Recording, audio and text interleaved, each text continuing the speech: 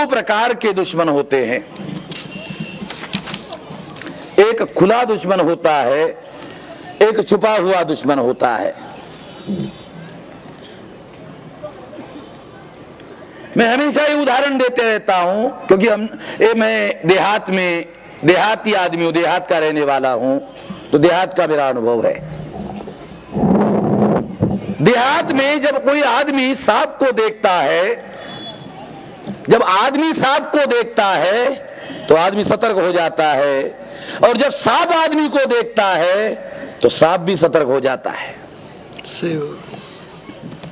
आपको प्रयोग देखना है, चलो प्रयोग करते हैं। ये देखो प्रयोग हो गया। ए नागनाथ,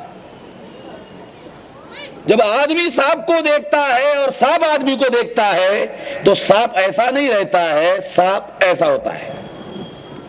सांप ऐसा क्यों होता है, नागनाथ ऐसा क्यों होता है? क्योंकि जिस तरह से एक फौजी पोजीशन लेता है लड़ाई की, उस तरह से वो पोजीशन लेता है। क्योंकि सांप आदमी को दुश्मन मानता है, आदमी सांप को दुश्मन मानता है, आदमी भी सतर्क होता है और सांप भी सतर्क होता है। और जब सांप पोजीशन लेता है, क्योंकि मैं देहाती आदमी हूं, मैंने अपने आंखों से जो देखा है वो आपको बताता हूं कि ये सांप ऐसा भी नहीं रहता है, वो ऐसा करता है, वो ऐसा करता है, वो ऐसा करता है। अरे ऐसा स्टैटिक नहीं रहता है, वो मूविंग रहता है।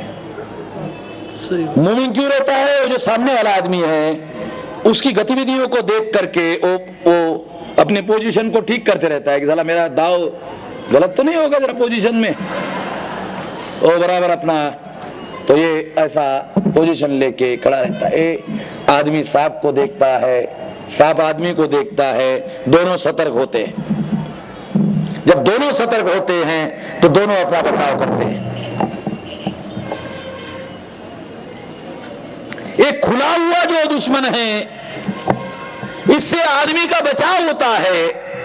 जो छुपा हुआ दुश्मन है उससे आदमी का बचाव नहीं होता है, क्योंकि जो छुपा हुआ दुश्मन होता है वो छुपकर वार करता है, वो सामने नहीं आता। आक्रमणकारी आर्यों का इतिहास है, उन्होंने मूल निवासियों को आमने सामने के लड़ाई में कभी भी परास्त नहीं किया। आमने सामने के लड़ाई में आक्रमणकारी आर्यों ने कभी परास्त नहीं किया हमारे लोगों को। मूल निवासियों को उन्होंने धोखाधड़ी से, बेईमानी से, विश्वासघात से,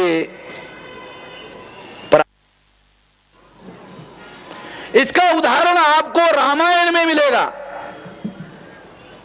रामायण में राम जो है, रावण को मारने के लिए उसके भाइयों के साथ में क्या करता है, आपको कहानी मालूम है। संगर साहब तो पंडित है इस बात के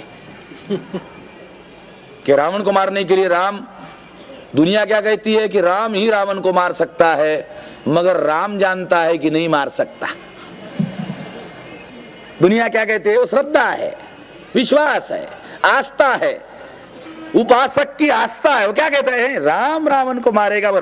राम खुद कहता है, खुद सोचता है मैं नहीं मार सकता, इसलिए उसके भाई को साथ में लेता है, उसके भाई को तोड़ता है। इतिहास है रामायण में, उसका इस्तेमाल करता है। महाभारत का ले लो, कृष्ण अर्जुन को कहता है,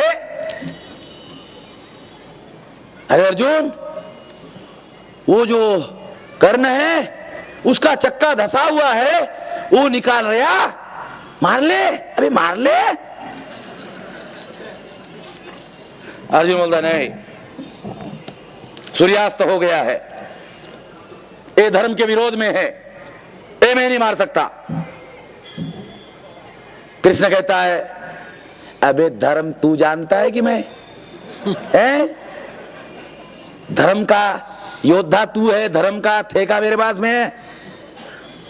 धर्म के बारे में मैं जानता हूं, तू नहीं जानता। मैं कह रही है तेरे को,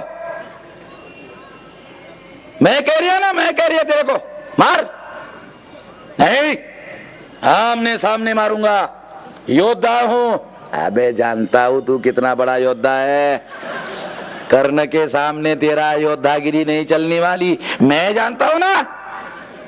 तू महायोद्धा है, वो भी है, मगर वो तेरे को निपटने वाला नहीं है।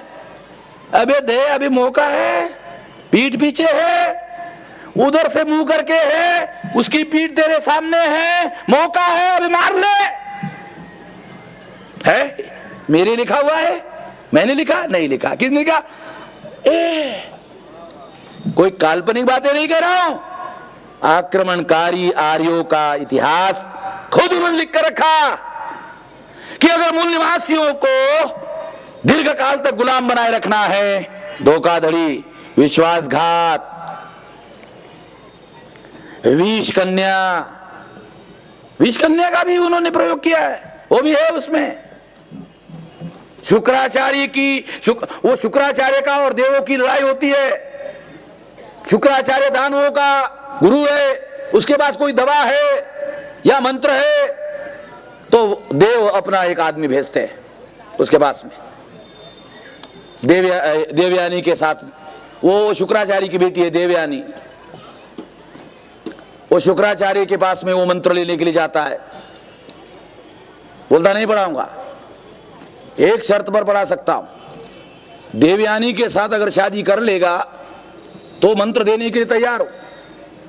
अब चूंकि मैट्रियोटिक सिस्टम में अगर पुरुष स्त्री से शादी कर लेगा तो उसको स्त्री के ही घर में रहना होगा, यह पद्धति थी। इसलिए उसने शर्त रखा शुक्राचार्य ने, उसने कहा ठीक है, अगर आप पढ़ाने के लिए राजी हो तो मैं देवयानी के लिए शादी करने के लिए तैयार हूं। शुक्राचार्य पढ़ा लेता है, पढ़ने के बाद कहता है कि मेरे लिए मेरे लोग प्रिय है, मैं ये शादी नहीं कर सकता, मैं जा रहा। धोखा करता है।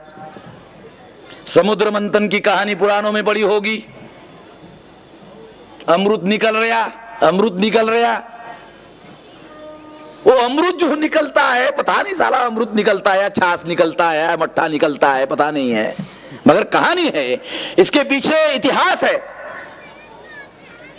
तो वो जो देव है, दानव, देव और दानव, दानव मूल निवासी, देव ब्राह्मण, वो सारा अमृत लेके जाते हैं, विश्वासघात करते हैं।